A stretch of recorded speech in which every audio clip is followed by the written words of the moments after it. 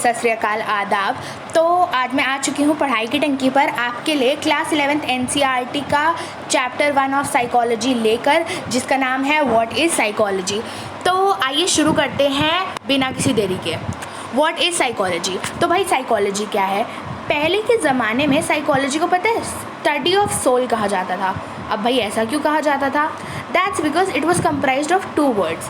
पहला साइकी, दूसरा लोगस। साइकी का मतलब सोल, लोगस का मतलब स्टडी, तो ये बन गया स्टडी ऑफ सोल। बट काफ़ी सारे रिसर्चेस और काफ़ी सारे एक्सपेरिमेंट्स के बाद हमें ये पता चला कि नहीं भाई, ये तो है the study of mental processes, experiences and behaviour. तो अब हम इन तीनों को ज़रा थोड़ा सा डिटेल में समझते हैं। Mental processes. अब ये मेंटल प्रोसेसेस क्या है भाई? We use mental processes when we are trying to solve a maths problem or to know or trying to remember something. ठीक है, जब भी कोई मैथ्स की प्रॉब्लम सॉल्व कर रहे हो, अरे पता है ना यार कितना दिमाग लगता है इसमें। कोई चीज़ याद कर रहे हो, SST के long question answers, oh my God, आधा दिमाग खर्च हो जाता था यार। Mental processes can be reflected through different kind of brain imaging techniques. अब कौन सी ब्रेन इमेजिंग टेक्निक्स भाई? MRI, CT स्कैन, EEG, ये सारी आपकी ब्रेन इमेजिंग टेक्निक्स हो गई। और ना इस बात पे, इस पॉइंट पे थोड़ा सा ध्यान ज़्यादा देना, बिकॉज हम इसको आगे डिस्कस करेंगे, ठीक है। Brain activities and mental processes are mutually interdependent and overlapping but they are not identical. ऐसा क्यों भाई? अब यार खुद सोचो ना, देखो ब्रेन का एक प्रॉपर लोकेशन है, एक उसका फंक्शंस है, बचपन से सुनते हुए आ रहे हो भाई, brain is the CPU of our body, है ना। लेकिन माइंड के बारे में तो भाई हमने ऐसा कभी कुछ सुना नहीं। तो हमने ऐसा सुना नहीं, हमने इसके बारे में इतना जाना नहीं भाई, बिकॉज इसका प्रोसेस ही पूरा अलग है। माइंड एमर्ज होता है, एवॉल्व होता है जब हमारा इंटरेक्शन बढ़ता है, हमारा एक्सपीरियंस बढ़ता है इस वर्ल्ड में, इस दुनिया में, और जब ये हमारे सिस्टम में ऑर्गेनाइज हो जाता है। And this whole process is responsible for the occurrence of various mental processes. Mind emerges and evolved as our interaction and experience in this world gets dynamically organized in the form of a system which is responsible for the occurrence of various mental processes. अब हम पढ़ते हैं experience. भाई experience सबका अलग अलग होता है। Experiences are very subjective in nature. अब इसको हम एक एग्जाम्पल से समझते हैं, ठीक है। एक अंकल जी हैं, वो अपनी वाइफ से डांट खा के आ रहे हैं और उनको एक भीड़ भाड़ वाली बस में बहुत ही गर्मी में अपने ऑफिस जाना है, और ऑफिस जाके भी उन्हें बहुत से डांट ही खानी है। और दूसरी तरफ हूँ मैं, जो अपने क्लोज़ फ्रेंड सर्कल में उनके साथ पिकनिक मनाने जा रही हूँ। हम खाते पीते नाचते गाते आराम से मज़े करते हुए जा रहे हैं, और वो अंकल अपना सर पकड़ के जा रहे हैं। तो ऑब्वियसली ना, मेरे एक्सपीरियंस में और उनके एक्सपीरियंस में ज़मीन आसमान का अंतर होगा, है ना। Thus, our experiences are embedded in our consciousness and awareness. अब भाई देखो, आपके एक्सपीरियंस तो आपके कॉन्शियस में ही होंगे, आपके अवेयरनेस में ही होंगे। फॉर एग्ज़ाम्पल, आपकी टीचर पढ़ा रही है आपको, ठीक है, और ना आप अपने ही ख्यालों में मगन हो, एकदम मस्त ही आराम से सोच रहे हो कि खाने में घर जाके क्या मैं टेस्टी टेस्टी खाना खाने वाला हूँ, या जो भी है, या फिर गेम पीरियड के बारे में सोच रहे हो। तो अब टीचर आपसे ना एक सवाल पूछती है, ठीक है। आप तो भाई अपनी मगन हो, अपनी ख्यालों में उड़ रहे हो, और आपके फिर दोस्त पीछे से बोलते हैं, ओए सुन मैम तेरे को बुला रही हैं, ओए सुन ना मैम तेरे को बुला रही हैं। तब आपको थोड़ा बहुत होश आया, पर आपको तो पता ही नहीं है भाई टीचर ने पूछ क्या लिया यार, बड़ी ही गंगोर समस्या हो गई। तो ये समस्या क्यों हुई? Because you were not conscious, you were not aware कि क्या हो रहा है क्लास में, क्या टीचर ने क्वेश्चन पूछा, है ना। तो अब हम कुछ एग्जाम्पल्स की बात करते हैं, जो काफ़ी ज़्यादा अलग से हैं, जो बहुत ही ज़्यादा डिफरेंट हो जाते हैं, जो हर इंसान की पर्सनल फीलिंग्स पे डिपेंड करता है। पहला तो हो गया आपके रोमांटिक इनकाउंटर्स। ओहो भाई मेरे, किस किस को अब अपने क्रश की याद आई, ज़रा ना कमेंट सेक्शन में बता देना मेरे को, ठीक है। और अब हम बात करेंगे कुछ एसोटेरिक एक्सपीरियंसेस की। भाई एसोटेरिक एक्सपीरियंसेस जैसे एक व्हेन अ योगी मेडिटेट्स, ठीक है। अब भाई अगर कोई इंसान 2-3 सालों से योगा कर रहा है भाई, उसका तो एकदम स्टेट ऑफ माइंड अलग ही हो जाती है ना जब वो अपने मेडिटेशन में जाता होगा, उसके फोकस लेवल बढ़ जाता होगा, उसकी ना मेंटल कैपेसिटी थोड़ी बढ़ जाती होगी, या फिर जो भी हो रहा है वो उसका एक पर्सनल एक्सपीरियंस है। और जब तक कोई इंसान योगा करेगा नहीं या फिर उस सिचुएशन में नहीं होगा, तब तक वो उस चीज़ को एक्सपीरियंस नहीं कर सकता। वैसे ही अब एक ड्रग एडिक्ट है, जब तक कोई इंसान ड्रग्स नहीं लेगा उसको नहीं पता चलेगा ना कि क्या हो रहा है। और वैसे भी कि पता नहीं, ऐसा जो साइकोलॉजिस्ट ये भी सोचते कि पता नहीं यार ऐसा क्या होता है कि लोग ड्रग्स लेते हैं even though they know that it is very harmful. तो ये सारी चीज़ें हैं जिन पे एक साइकोलॉजिस्ट बहुत ज़्यादा ध्यान देता है, और ये कुछ एसोटेरिक एक्सपीरियंसेस हैं जो सिर्फ एक जो बंदा वो कर रहा है वो ही जानता है। तो अब हम पढ़ते हैं ह्यूमन बिहेवियर, ठीक है। ह्यूमन बिहेवियर और reactions we make in different context, ठीक है। अब हम इसके बारे में पढ़ेंगे। There are 2 types of behaviour, पहला covert which is not visible and overt which is outwardly visible. अब इसको ऐसे याद रख सकते हो, कोवर्ट को रिलेट करो कवर्ड से, और ओवर्ट इज़ ओवर्ट उसको आउटवर्डली सीन ऐसे भी याद रख सकते हो। और अब हम इसको एक एग्जाम्पल के थ्रू समझते हैं। फॉर एग्जाम्पल आप एक जूम मीटिंग में हो, ठीक है, और दूसरे सिचुएशन में आप एक क्लासरूम में हो। जूम मीटिंग में टीचर ने आपको डांट दिया बिकॉज तुम अटेंटिव नहीं थे और तुमने कोई जवाब गलत दे दिया, ठीक है। तो भाई अब तुमको आया गुस्सा या तुम्हारा मूड हुआ अपसेट, तुमने वीडियो ऑफ करी, ऑडियो ऑफ करी और तुम चल दिए थोड़ा सा टहलने, या फिर तुम्हें बहुत गुस्सा आ रहा है तो तुम अपना गुस्सा निकालोगे किसी चीज़ पर। बट दूसरी सिचुएशन में अगर तुम स्कूल में हो और वहाँ पर स्टूडेंट्स भी हैं, टीचर्स भी हैं, और टीचर ने तब तुम्हें डांट दिया, यू विल बी लाइक यार अब मैं क्या करूँ। तुम कहीं पर अपना गुस्सा नहीं दिखा सकते, ना फिर तुम कि भाई मैं स्कूल के बाहर घूम आता हूँ, चलो थोड़ी सी ताज़ी हवा खा लेता हूँ, है ना। तो तुम ये नहीं कर सकते। तो उस केस में, स्कूल वाले केस में तुम क्या दे रहे हो, एक कोवर्ट बिहेवियर शो कर रहे हो, क्योंकि तुम कोई भी बिहेवियर शो नहीं कर रहे हो। Some psychologists say that behavior is the association between the stimulus and response। अरे भाई अब ये कौन सी चीज़ें हैं, वैसे तुमने शायद 9th या 10th में पढ़ा होगा, बट मैं तुम्हें आगे दूसरी बार बता देती हूँ क्योंकि कई बार नहीं याद रहती यार 9th और 10th की चीज़ें। तो स्टिमुलस का मतलब क्या होता है, फॉर एग्ज़ाम्पल एक बॉल मेरी तरफ आ रही है अचानक से सडनली, तो या तो मैं उस बॉल को कैच करने की कोशिश करूँगी या फिर मैं उस बॉल से दूर भागने की कोशिश करूँगी। तो जो अचानक से मेरी तरफ बॉल आ रही है दैट स्टिमुलस, और जो रिस्पॉन्स मैं दे रही हूँ दैट इज़ रिस्पॉन्स, मतलब मैं भाग रही हूँ या फिर मैं बॉल को कैच कर रही हूँ, दैट इज़ माई रिस्पॉन्स, ठीक है। Stimulus something that causes sudden activity, और response sudden reply to some activity that has happened, ठीक है। अब हम चलते हैं एक बिल्कुल न्यू टॉपिक पे which is psychology as a discipline. अब यार तुमने तो सोचा होगा डिसिप्लिन, ये तो यार वही है ना जो टीचर क्लास में बोलती है, हे क्लास बी डिसिप्लिन। अरे बालकों ये वो नहीं है, इसमें डिसिप्लिन का मतलब है कोर्स ऑफ स्टडी। अब कोर्स ऑफ स्टडी कैसे, इसमें हमें ये पता चलता है कि साइकोलॉजी कौन सी साइंस है, साइकोलॉजी किस स्ट्रीम से एमर्ज होती है। तो ये कुछ ऐसा सीन है, इसका समझो। Psychology seeks to understand how mental processes result in different behaviour. समझ गए कि हमारे कौन से मेंटल प्रोसेसेस से कैसा बिहेवियर निकल के आता है, ठीक है, first point. Second point, Indian traditions में self reflection and self knowledge ये मेजर सोर्स होता है साइकोलॉजिकल अंडरस्टैंडिंग का, राइट। और अब काफ़ी सारे वेस्टर्न साइकोलॉजिस्ट ने भी ये बात माननी शुरू कर दी है।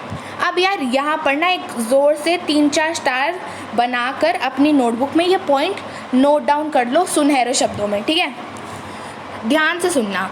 The first laboratory of psychology was established in 1879 in Leipzig Germany by William Wundt. भाई ये एक बहुत इम्पॉर्टेंट फैक्ट है और ये हर जगह काम आने वाला है तुम्हारे हर पेपर में, ठीक है। और एक और चीज़, विलियम वुंट जो थे वो हम फादर ऑफ साइकोलॉजी भी थे। वैसे ना आजकल ये बहुत ज़्यादा ट्रेंड चल गया है कि हर सब्जेक्ट का ना एक फादर तो ज़रूरी होता है, ठीक है। तो वैसे ही इसका भी केस है।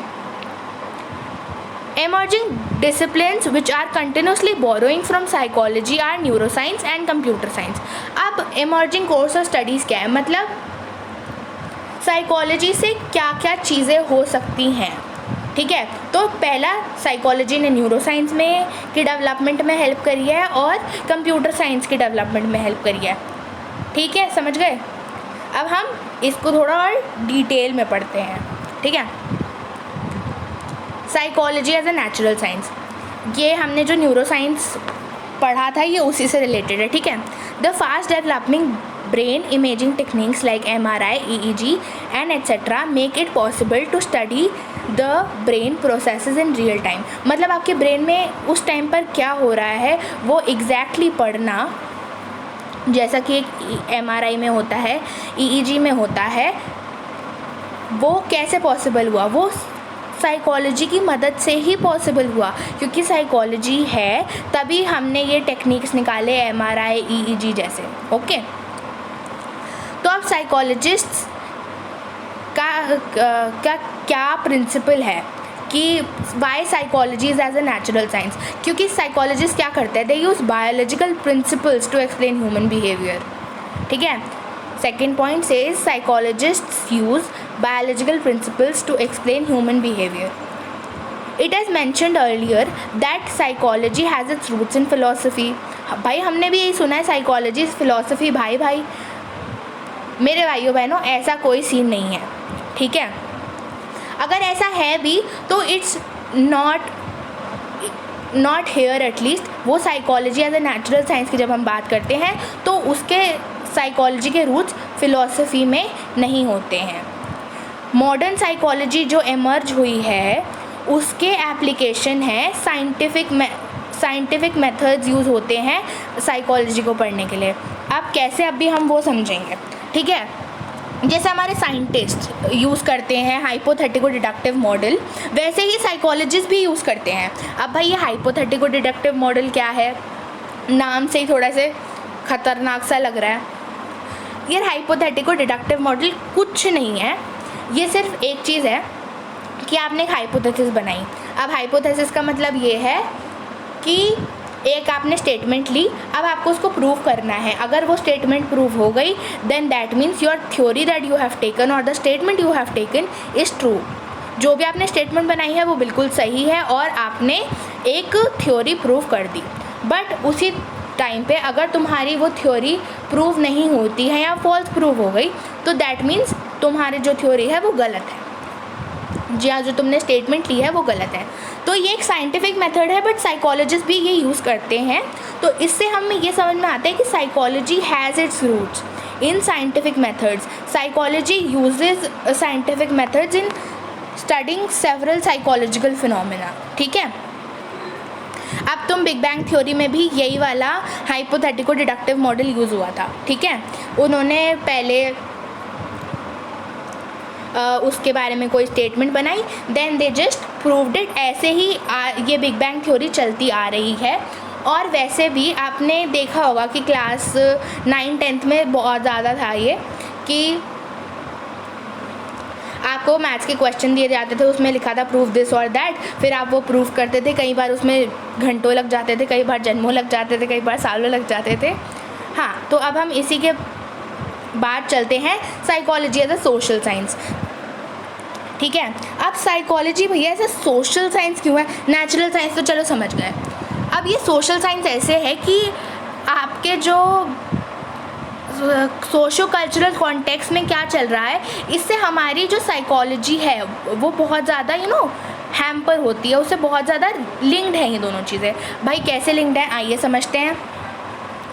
Psychology is recognized as a social science because it studies the behavior of the human being in the socio-cultural context. Humans are not only influenced by their socio-cultural context, they also create them. अरे भाई ये तो बिल्कुल ही लड्डू हलवा चीज़ हो गई। क्या लिखा है इसमें, अरे यही लिखा है कि Psychology is recognized as a social science। ऐसा क्यों भाई, because it studies the behaviour of human beings. अब हम जिस सोशो कल्चरल कॉन्टेक्स्ट में हैं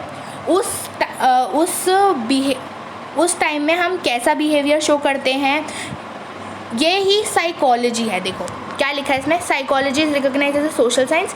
इसको आधा आधा करके पढ़ो, ये तुम्हारे बुक में मतलब बुक की एग्जैक्ट स्टेटमेंट है, तो मैं बुक का लिखा समझने में भी आसानी होगी, ठीक है। Psychology is recognized as a social science because it studies the behavior of the human beings in their social cultural context. और इसमें एक और बात लिखी है कि humans इन्फ्लुएंस ही नहीं होते उनके सोशो कल्चरल कॉन्टेक्स्ट से, but they also create them. Socio cultural context की जब हम बात करते हैं वो किसके बारे में, भाई वहाँ के लोग, और हम भी वहाँ के लोग ही हैं, तो वो वहाँ का जो सोशल कल्चरल कॉन्टेक्स्ट है, वहाँ का जो एनवायरनमेंट है, वो हमसे भी इन्फ्लुएंस होता है, और हम तो उनसे इन्फ्लुएंस होते ही होते हैं। हमारी जो साइकोलॉजिकल हमारा जो बिहेवियर है वो भी उससे बहुत ज़्यादा इन्फ्लुएंस होता है। अब हम ये एक स्टोरी के थ्रू समझेंगे, जो कि है स्टोरी रंजीता और शबनम की। ये हमारी NCERT बुक में दी गई है, जी हाँ। तो रंजीता एक फार्मर की फैमिली से बिलोंग करती है, ऐसा नहीं कि बहुत ज़्यादा पुअर फार्मर है, they belong from a well to do family. तो रंजीता जो है वो बहुत ना फ्री स्पिरिटेड गर्ल है, and she likes to do she is a good athlete, and उसको काफ़ी लोगों से मिलना जुलना पसंद है। वहीं पर एक लड़की है शबनम, जो थोड़ी सी अलग है इन मामलों में, उसको ज़्यादा लोगों से मिलना पसंद नहीं है। वो भी काफ़ी अच्छी लड़की है, उसे अपनी मम्मी का हाथ बटाना अच्छा लगता है और अपने भाई का ध्यान रखना अच्छा लगता है। अब रंजीता और शबनम दोनों अच्छे एक स्कूल में पढ़ती हैं और अच्छे से एक दूसरे को जानती हैं, ठीक है। अब एक दिन ये दोनों सेम गांव में रहती हैं, तो उसी गांव में एक दिन फ्लड आ जाता है, और वो फ्लड के दौरान शबनम का घर जो है वो टूट जाता है, बिखर जाता है। तो अब रंजीता की फैमिली शबनम की फैमिली को हेल्प करती हैं, उन्हें अपने घर में रहने देती हैं, और जब फ्लड थोड़ा कम हो जाता है, जब चीज़ें थोड़ी सी स्टेबलाइज हो जाती हैं, वो तब शबनम की मम्मी की हेल्प करती हैं अपने घर सेटअप करने में, ठीक है। और वहीं पर शबनम रंजीता की दोस्ती काफ़ी अच्छी हो जाती है, उन दोनों के फैमिली रिलेशंस काफ़ी अच्छे हो जाते हैं।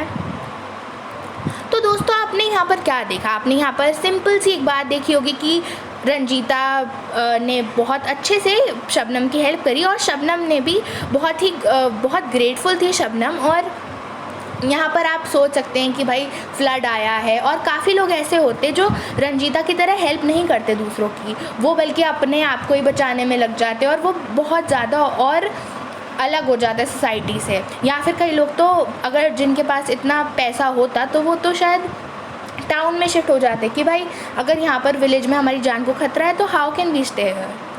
बट ऐसा नहीं है, रंजीता की फैमिली ने हेल्प करी।